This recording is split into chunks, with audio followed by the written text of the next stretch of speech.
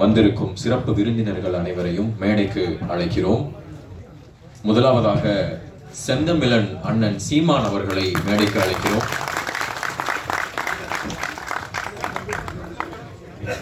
தயாரிப்பாளர் திரு கலைப்புலி எஸ் தானு அவர்களை மேடைக்கு அழைக்கிறோம். தயாரிப்பாளர் திரு முரளி ராமசாமி அவர்களை மேடைக்கு அழைக்கிறோம். தயாரிப்பாளர் திரு PL தேனப்பன் அவர்களை மேடைக்கு அழைக்கிறோம்.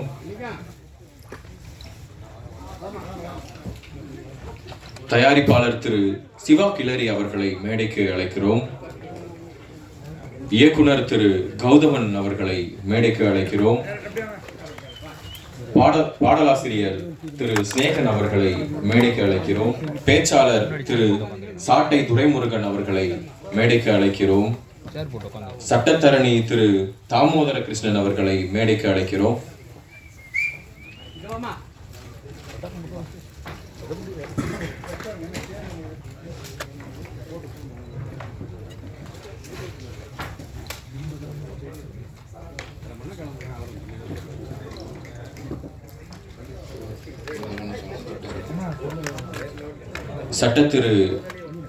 சட்டத்தரணி திரு தாமோதர கிருஷ்ணன் அவர்களை மேடைக்கு அழைக்கிறோம். சட்டத்தரணி திரு கோகுலகிருஷ்ணன் அவர்களை மேடைக்கு அழைக்கிறோம்.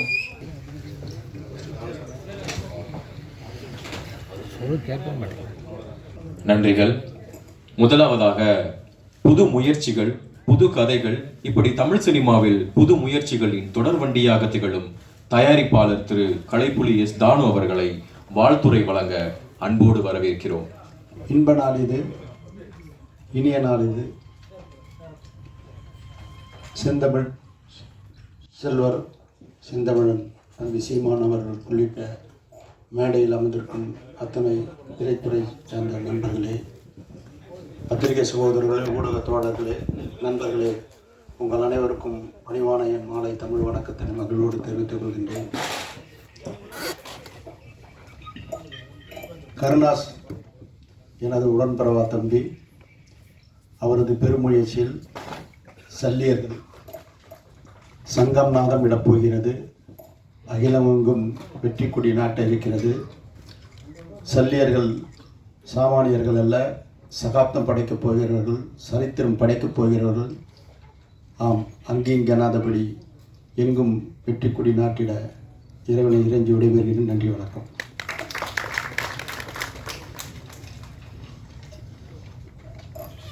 தயாரிப்பாளர் எஸ் தானு அவர்களுக்கு நன்றிகள்.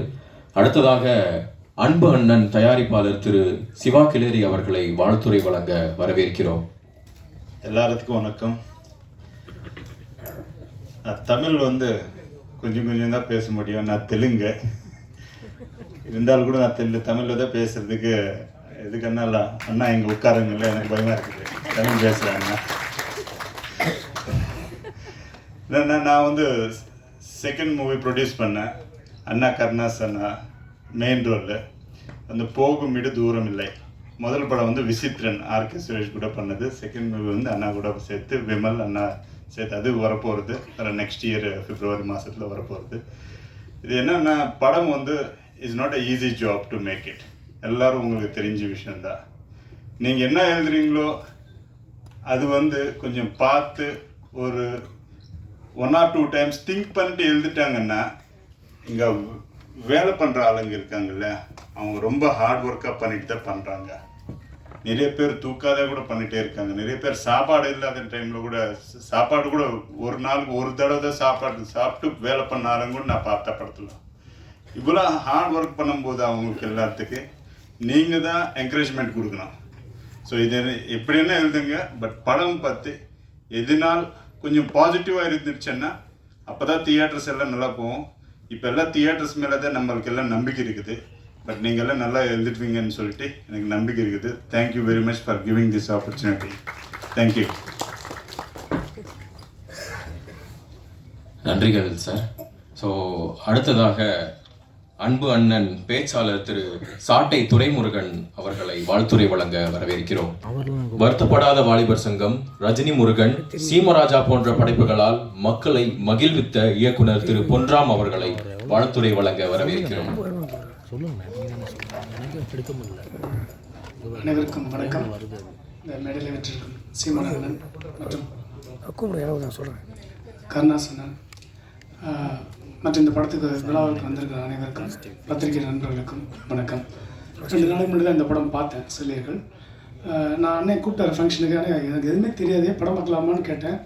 இமீடியட்டாக படம் காமிச்சாங்க. உண்மையை சொல்கிறேன், உணர்வுபூர்வமான ஒரு அற்புதமான படைப்பு தான் அந்த செல்லியர்கள். இந்த படத்தில் வந்து நந்தினியில் ஒரு கேரக்டர் நடிச்சிருக்காங்க. ரியலாகவே ஒரு அந்த அவங்க எவ்வளோ நாள் ட்ரைனிங் கொடுத்தாங்கன்னு தெரியாது. அற்புதமாக அந்த பொண்ணு வந்து பேலன்ஸ் பண்ணியிருக்காங்க. நந்தினி கேரக்டர் மட்டும் இல்லை, மற்ற எல்லா கேரக்டருமே அந்த டைரக்டர் வந்து கரெக்டாக கிட்டு சூப்பராக வேலை வாங்கியிருக்காரு. அது மட்டும் இல்லாமல் இது உணர்வுபூர்வமான ஒரு படமாக இருக்குது. இது ஒரு மண்ணை சார்ந்த உணர்வுபூர்வமான ஒரு படம். இதை படமாக சொல்கிறத விட நாவல் டைப்பில் இருந்துச்சு. அது ஒரு நாவல் பார்த்தீங்கன்னா உங்களுக்கு எப்படி வேணாலும் நீங்கள் எழுதிட்டு போயிடலாம். ஆனால் நாவலுக்குள்ளேயும் ஒரு விசுவலைசேஷன் பண்ணுறது ரொம்ப கஷ்டம். நாவலை அந்த ஒரு உணர்வு தான் அந்த செல்லியில் கொடுத்துச்சு படம் பார்க்கும்போது. எனக்கு ரொம்ப அந்த படத்தை பிடிச்ச விஷயம் கேமரா ஒர்க் ஆகட்டும், அப்புறம் மற்ற காஸ்டிங் ஒர்க் ஆகட்டும்.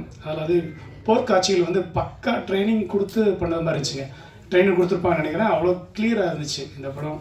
ஸோ இந்த படத்தை நம்பி எடுத்த டீமுக்கும் கருணாசன் மற்றும் கிட்டு அந்த தயாரிப்பாளர், இந்த படத்தோட மியூசிக் டைரக்டர்ஸ் அனைவருக்கும் இந்த படம் ஒரு நல்ல ஒரு மைல் ஸ்டோனாக இருக்கும்னு வாழ்த்தி விடைபெறேன். நன்றி, வணக்கம்.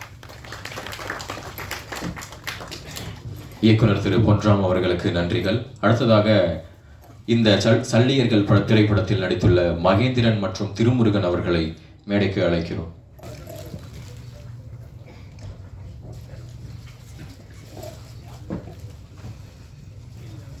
நன்றி. காதலா காதலா, பஞ்சதந்திரம், பம்மல் கே சம்பந்தம் திரைப்படங்களில் ஆரம்பித்து பேரன்பு போன்ற படைப்புகளால் திரையுலகில் பேரன்பை பெற்றிருக்கும் தயாரிப்பாளர் திரு PL தேனப்பன் அவர்களை வாழ்த்துரை வழங்க வரவேற்கிறோம்.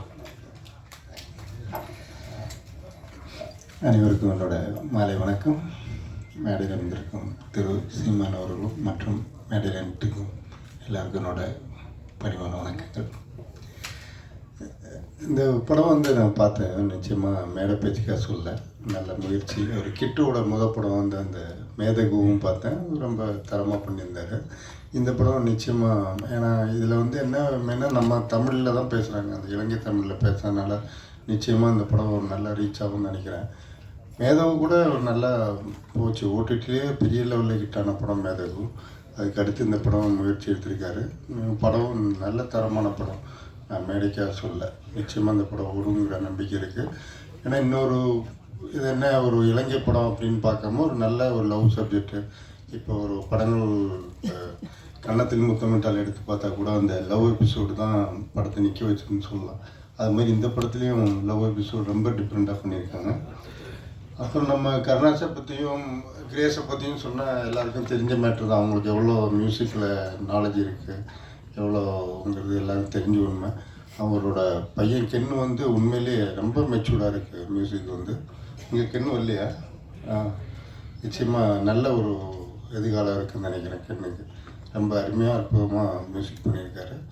மற்றும் இந்த படத்தில் வேலை பார்த்துறவங்க தான் போட்டு சொன்னாங்க, 30 பேர் தான் வேலை பார்த்தாங்க. படத்தில் எதுவுமே தெரியல. நல்ல தரமான படமாக நல்லா எடுத்திருக்காங்க.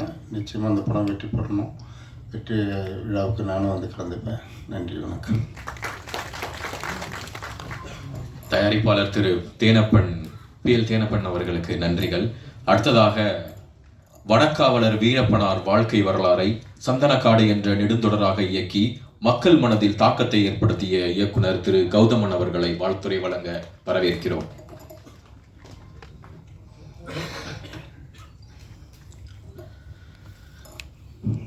அன்பிற்குரிய சகோதரர் சீமான், அன்பிற்குரிய தம்பி இயக்குனர் கிட்டு, அன்பிற்குரிய நண்பர் கருணாஸ் உள்ளிட்ட என் திரைப்பட குடும்பத்தினர் சூழ்ந்திருக்கிற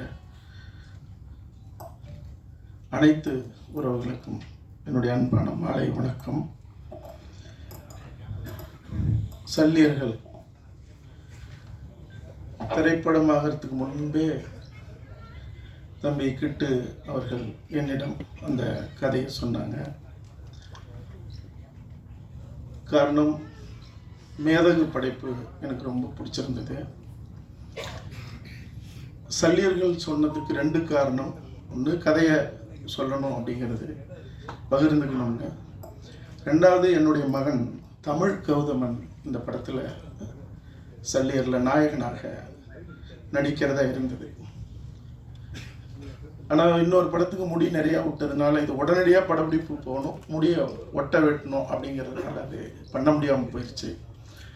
அப்பொழுதே ஒரு பெரும் சிலிர்ப்பை இந்த கதையாக கேட்கும்போதே எனக்குள்ள ஒரு பெரிய தாக்கத்தை ஏற்படுத்துச்சு. படைப்பாக, திரைப்படைப்பாக இதை பார்க்கணும்னு நண்பர் கருணாஸ் அவர்களும் கிட்டு அவர்களும் சொன்னபோது ஒன்றாம் அவர்களும் நானும் தான் பார்த்தேன்.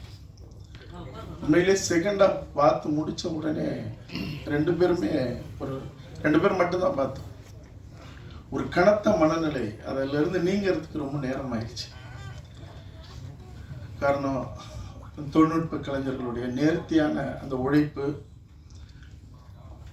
குறிப்பாக அந்த படத்தில் நடித்த நடிகர்களுடைய அந்த நடிப்பு, செம்பியனாக நடித்த தம்பியாக இருக்கட்டும், திருமுருகனாக இருக்கட்டும், அதில் அந்த பொண்ணு கதாநாயகியாக நடிச்சிருக்கு. அது ஏதோ டிக்டாக் பண்ணிக்கிட்டு இருந்தான் தஞ்சாவூரில். ஒரு பேயை போல நடிச்சிருக்கு இந்த படத்தில்.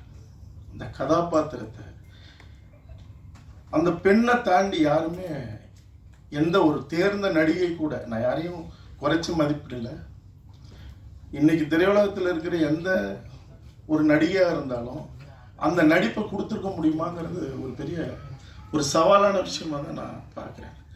அப்படி அந்த பிள்ளை மனசை அப்படியே உறைய வச்சிருச்சு, கலங்க கூட இல்லை, உறைய வச்சிருச்சு.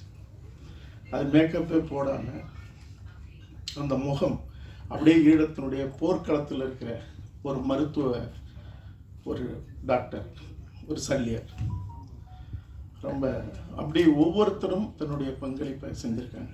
ஒளிப்பதிவாளராக இருக்கட்டும், படத்தொகுப்பாளராக இருக்கட்டும், எல்லாருமே. இந்த படம் அது பகைவனுக்கும் அருள்வாய் நன்னெஞ்சே அப்படின்னு பாரதி பாடியிருக்கான். பகைவனுக்கு எப்படி அருள முடியும்? எந்த இடத்துல, எந்த வரலாற்றில், எந்த மொழியில இப்படி ஒரு சொல் இருக்கு? இப்படி சொல்லுக்கான அர்த்தம் இருக்கும்.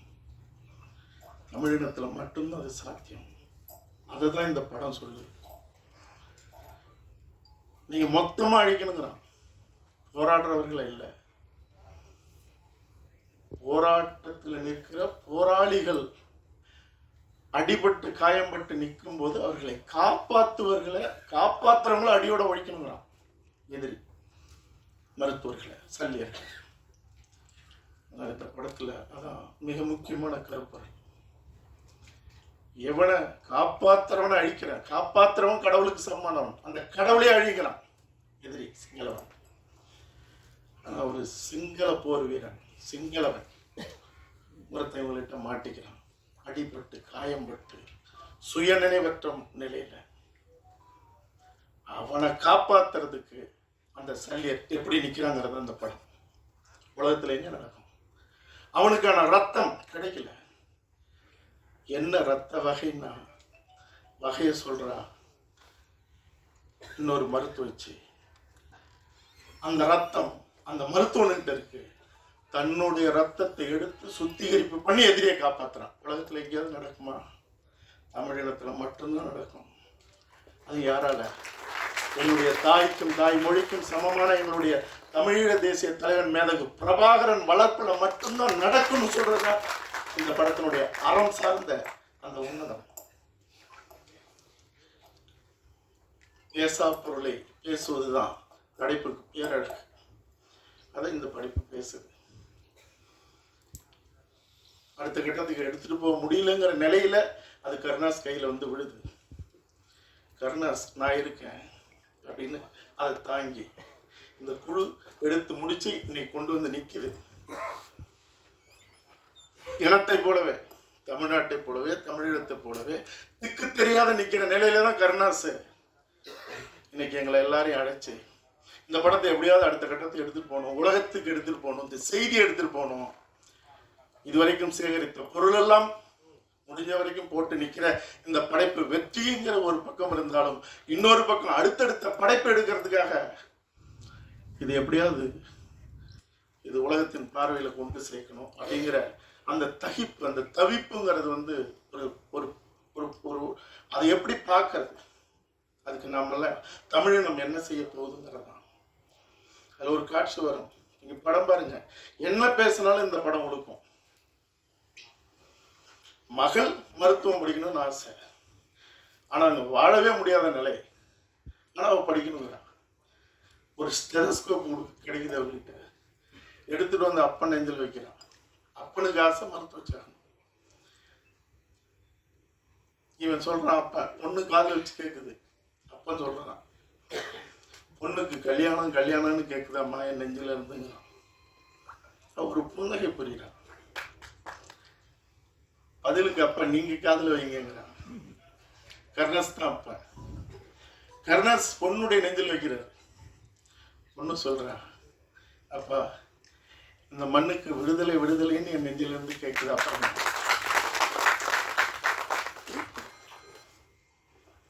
படைப்பும் வாழ்க்கையும் வீரமும் அறமும் செழித்த இந்த இனம் திக்கு தெரியாமல் நின்றுட்டு இருக்கு. ஒரே ஒரு நிகழ்வு மட்டும் சொல்லி நான் விடை பண்ணணும்னு நினைக்கிறேன். அதாவது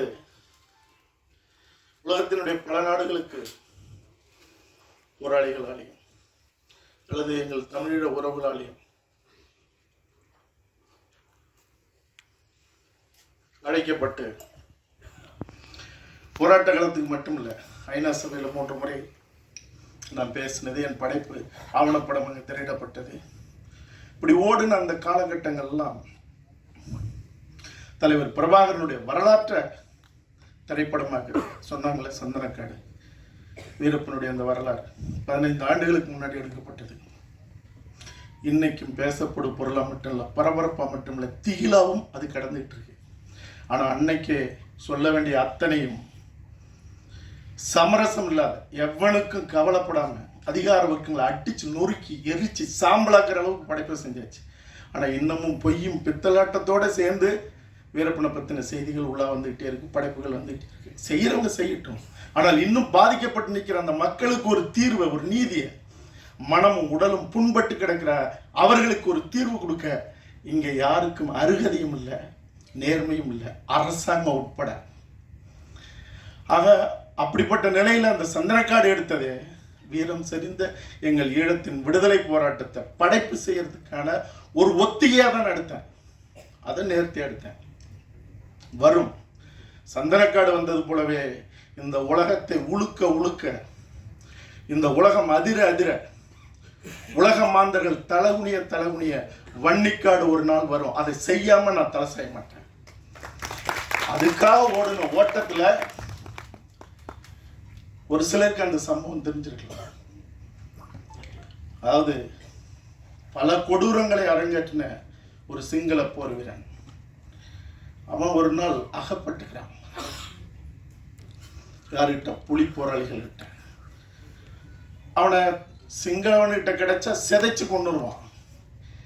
இங்க புலி போராளிகள்கிட்ட கிடைச்சிட்டா முறைப்படி அவனுக்கான விசாரணை, புலிகளுடைய நீதிமன்றம், அதுக்கப்புறம் அவனுக்கான தண்டனை. அதுல எந்த சமரசமும் இல்லை. அப்படி ஒரு கொடூரமான சிங்கள வீரனை பிடிச்சு சிறையில் வச்சு விசாரணை நடந்துட்டு இருக்கு. ஒருவேளை சிங்கள சிறையில் தமிழன் இருந்தா அங்க ஒரு தமிழச்சு போய் அவனை பார்க்க முடியாது, சாமானியனா இருந்தாலும் புலி வீரனா இருந்தாலும். ஆனால் தமிழர் புலிகளுடைய சிறையில் இருந்தா ஒரு சிங்கள பெண்ணா இருக்கட்டும், தாயா இருக்கட்டும், குடும்பத்துல எந்த உறவா இருந்தாலும் வந்து பார்க்கலாம். அப்படி சிறையில் அடைக்கப்பட்ட அந்த சிங்கள வீரனை அவனுடைய இளம் மனைவி, காதல் மனைவி, 6 மாதம் ஆச்சு கைது செஞ்சு பார்க்க வரா. ஒரு காதல் மனைவி, இளம் மனைவி, எவ்வளோ ஆசை இருக்கும். இவன் கொடூரமானவன், மாட்டிக்கிட்டான், வெளியே வருவானா வரமாட்டானா, ஆனால் பார்க்கிற நாள் அன்னைக்கு வரா, பார்க்கிறான். ஆனால் மாலை 5 மணிக்கு கடைசி பேருந்து. அது கடந்து போயிடுச்சுன்னா அதுக்கப்புறம் பேருந்து இல்லை. சிங்கள பகுதிகளில் அடைப்பு, அதனால போக முடியாது. பார்த்துட்டு போனவ தன் கணவன் தனக்கு கிடைப்பானா கிடைக்க மாட்டான்னு ஏதோ ஒரு மரத்தடியில் உட்காந்து அழுதவ பேருந்தை தவற விட்டுறான். பேருந்து போயிடுது. இப்போ ரோந்து போன புலிகள் கண் பார்வையில் பட்டுறான். என்னன்னு தவிச்சு போகிறான். எப்படி நீங்கள் இருந்த, ஏன்னா அது குற்றம், ஏன் பார்க்காம விட்டோம் அப்படின்னு. அவள் போயிருக்கணும், போகல. என்ன செய்யறது? வெறும் ஆண்கள் மட்டுமே இருக்கிற சிறை பகுதி அது. நீங்கள் அதை தாண்டி போனால் இந்தாண்ட சிங்கள தடுப்பு அல்லது செக் போஸ்ட், அந்தாண்ட பெண்கள் பகுதி தூரத்தில் இருக்கு. இரவு நெருங்குது, எப்படி வச்சிருக்கிறது? தலைவர் வரைக்கும் செய்தி போகுது. ஒரு பெண், சிங்கள பெண் செய்தி போகும்போது என்ன பண்ணுறது? அவளை ஒரு பெண்ணை எப்படி வச்சிருக்கிறது? ஆண்கள் மட்டுமே இருக்கிற ஒரு இடத்துல தலைவர் சொல்கிறாரு, சரி அந்த பெண்ணுக்கு பாதுகாப்பு தேவை. அந்த பெண்ணுக்கு பாதுகாப்பு தேவைன்னா ஒரே வழி, அவள் கணவன் அருகில் இருக்கிறது மட்டும்தான். கணவனோடு இரவு தங்க வைத்து அதிகாலையில் பத்திரமா அனுப்பி வைங்கிறார். இருக்கிறா, அனுப்பி வச்சிடறாங்க, போயிடுறா. போனதுக்கு அப்புறம் தான் அவளுக்கு பிரச்சனை. தன்னுடைய சொந்த மாமனார், மாமியார், பெற்றவர்கள், சுற்றம், உறவு அத்தனையும் ஒரு 3 மாதத்தில் அவளை சொல்ல முடியாத அளவுக்கு துன்பத்துக்கு ஆளாக்குது.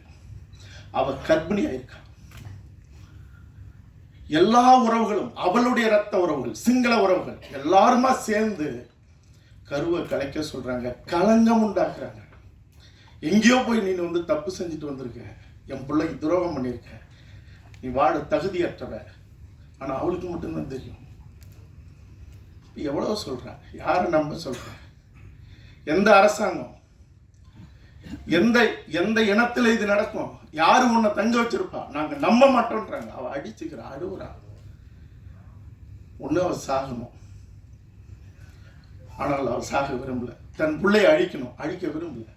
காரணம், ஒருவேளை அவன் போனாலும் கூட அந்த பிள்ளைய வளர்த்து தன் கணவனாக அல்லது தன்னுடைய நம்பிக்கையாக அல்லது அவனுக்காக மீதம் இருக்கிற வாழ்க்கையை வாழணும்னு அவ கங்கணம் கட்டுறா.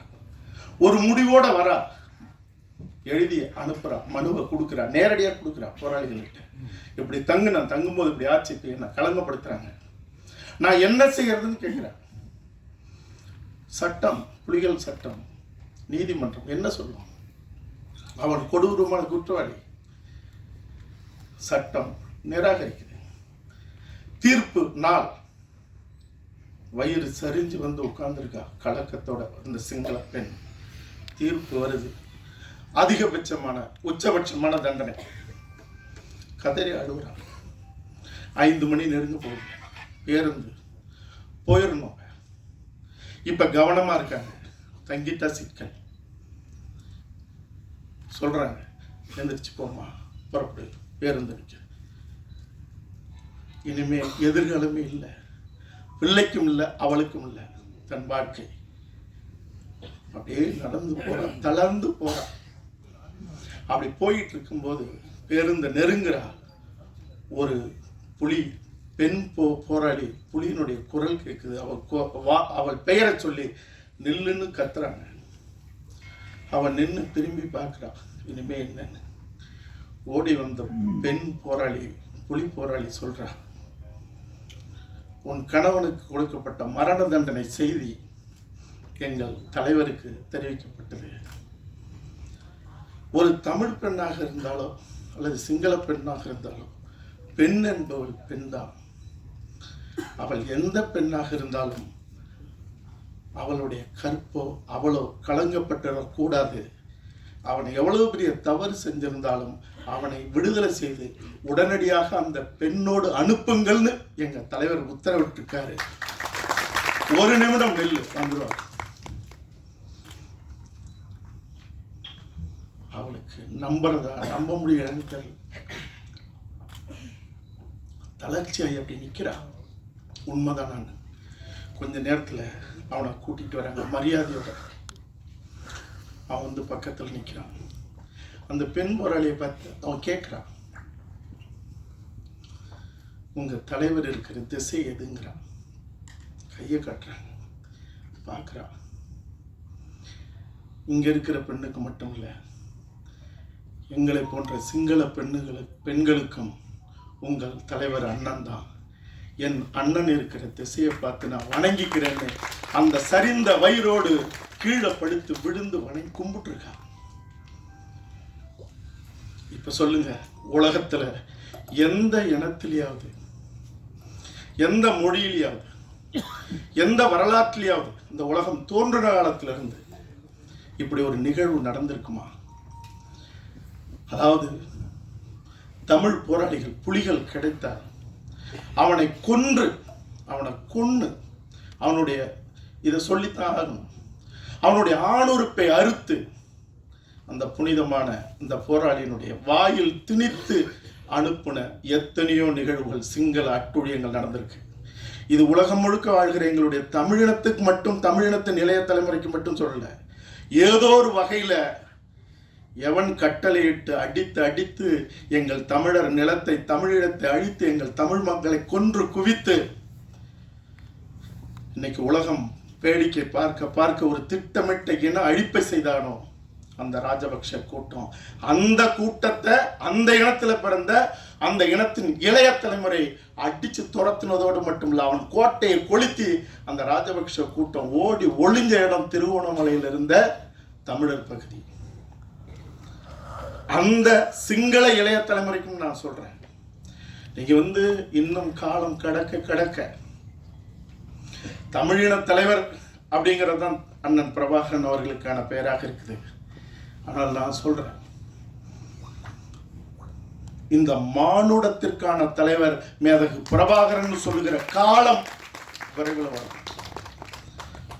கிட்டு அவர்களுடைய படைப்பாக இருக்கட்டும், நான் செய்ய போகிற படைப்பாக இருக்கட்டும், இன்னும் எண்ணற்ற எங்களுடைய தலைமுறைகள் செய்கிற படைப்பாக இருக்கட்டும், ஒவ்வொரு படைப்பும் இந்த உலகத்தை உழுக்கிற காலம் வெகு தூரத்தில் இல்லை.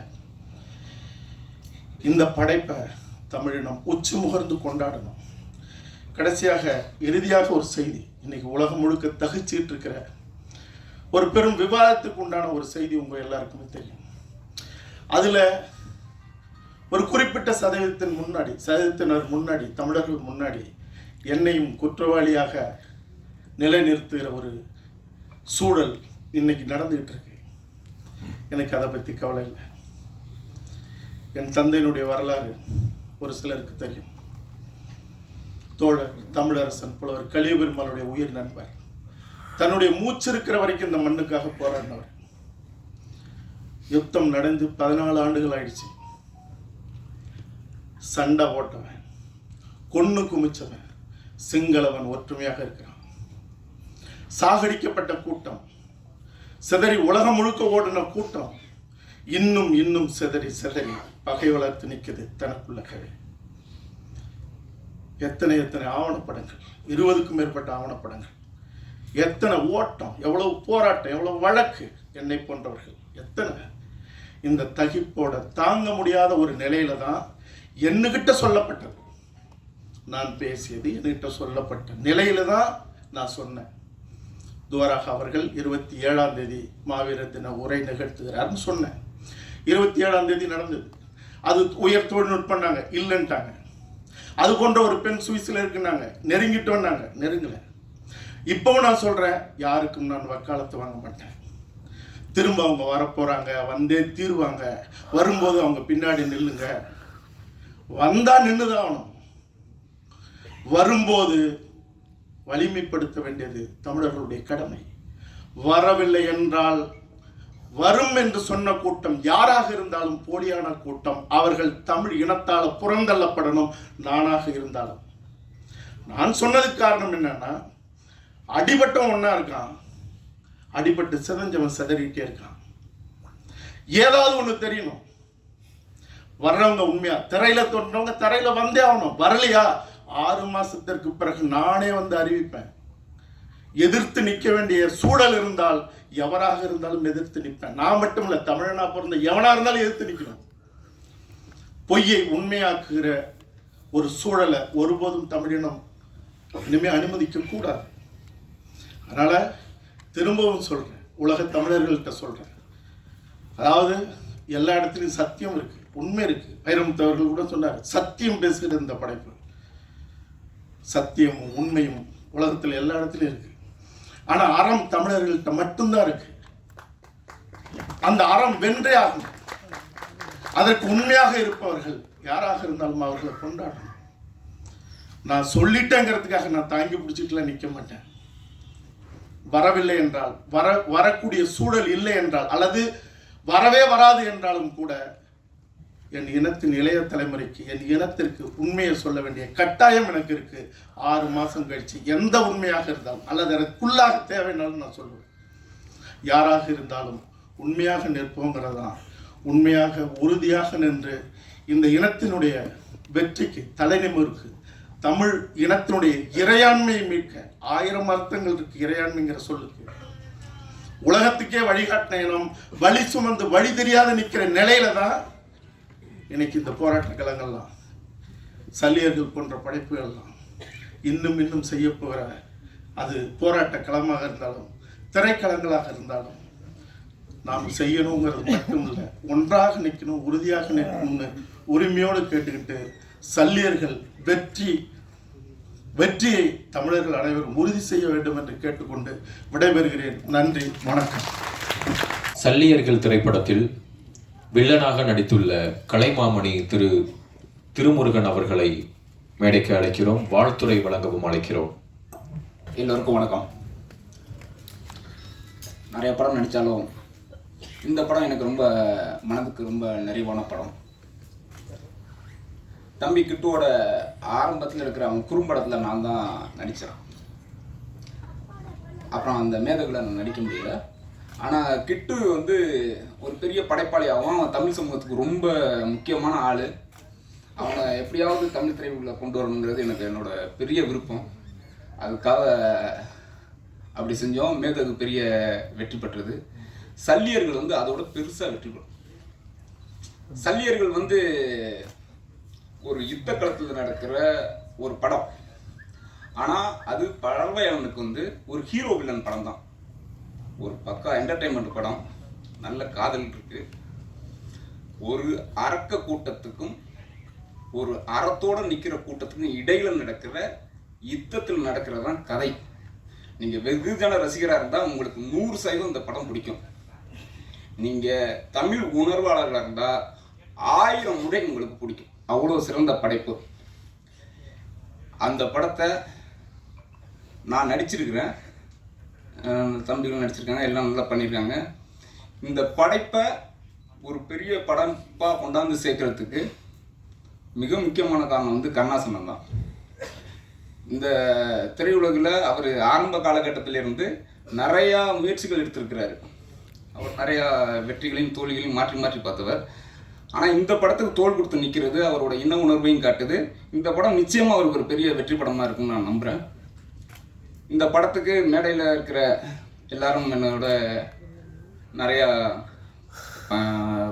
பல காலகட்டங்களில் நான் பயணிச்சிருக்கிறேன். அதில் எங்கள் அண்ணன் சீமானன் வந்து இந்த விழாவில் இருக்கிற மேடையில் நானே இருக்கிறத வந்து ரொம்ப பெருமையாக கதறுதுறேன். இன்றைக்கி எனக்கு பிறந்த நாளும் கூட. இந்த படத்துக்கு கிடைக்கிற வாழ்த்தை நான் எனக்கு கிடைக்கிற வாழ்த்தாவே நினைக்கிறேன். ஏன்னா உண்மையிலேயே நிறைவான படம். இந்த படத்தில் உலகத்தமிழர்கள் எல்லாரும் ஒன்று கூடி இந்த மாதிரி படைப்புகளை நீங்கள் வெற்றி பெற வச்சிங்கன்னா, ஏன் நம்ம ஊரில் ஒரு இன்னசென்ட் வயசு இல்லை, ஏன் நம்ம ஊரில் ஒரு ஹோட்டல் ரவாண்டா இல்லை அப்படின்னு நல்ல உலக படங்கள் பார்க்குற, யுத்த களத்தில் நடந்த படங்களை பார்க்குற எல்லாருக்கும் ஒரு ஏக்கம் இருக்கும். அந்த படத்தை முதலாக ஈழத்தமிழ் பிரச்சனையை கையாண்ட படங்களில் இந்த படம் தான் இதுவரைக்குமான வந்த படங்களில் ஆகச்சிறந்த படமாக இருக்கும். இதை நான் அதிகபட்ச இதில் உணர்ச்சி வசப்பட்டோம் அப்படியெல்லாம் நான் நடித்த படம்னு சொல்லலை, நான் ஒரு ரசிகனாக சொல்கிறேன். இந்த படம் அந்த தரத்தில் இருக்குது. நன்றி, வணக்கம். அடுத்ததாக திரு வசீகரன் அவர்கள் ஒரு சில வார்த்தைகள் வாழ்த்துரை அளிக்குமாறு கேட்டுக்கொள்கிறோம்.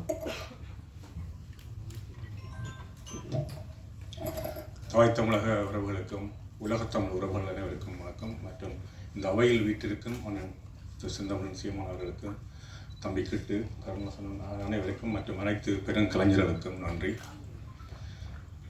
2009ஆம் ஆண்டுக்கு பிறகு தமிழ் திரைப்படங்கள் எப்படி இருக்க வேண்டும் என்ற ஒரு சூழ்நிலையில் 2008ஆம் ஆண்டு எங்கள் சூரியன் அடுத்த தலைமுறையிடம் இந்த போராட்டத்தை ஒப்படைக்கிறேன் என்று சொல்லியிருந்தார். அந்த வகையில் அகிம்சை வழியில் போராடிய இனம் ஆயுதமேந்தி போராடியது.